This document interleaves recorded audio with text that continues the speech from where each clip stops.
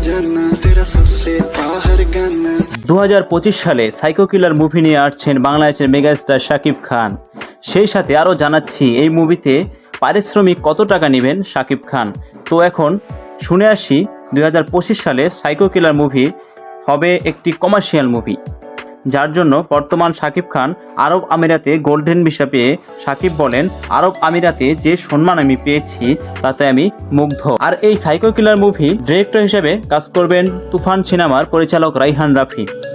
আর সিনেমাটিতে শাকিবের বিপরীতে কাজ করবেন পুষ্পা মুভির নায়িকা রাশমি। সাইকো কিলার মুভি দিয়ে বিশ্বকে কাঁপিয়ে দিতে যাচ্ছেন রাইহান রাফি। তো এখন আসা যাক সাইকো কিলার মুভির পারিশ্রমিক এর কথা নিয়ে। শাকিব খান তুফান সিনেমার প্রেস মিটিংয়ে বলেছিলেন, প্রতিটি ছবির জন্য এখন 2 থেকে 3 কোটি টাকা চার্জ করে থাকেন।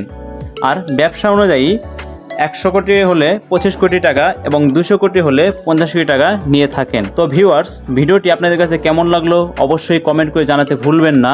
আর আমার এই চ্যানেলটি এখনও যদি সাবস্ক্রাইব করে না থাকেন অবশ্যই চ্যানেলটি সাবস্ক্রাইব করে যাবেন।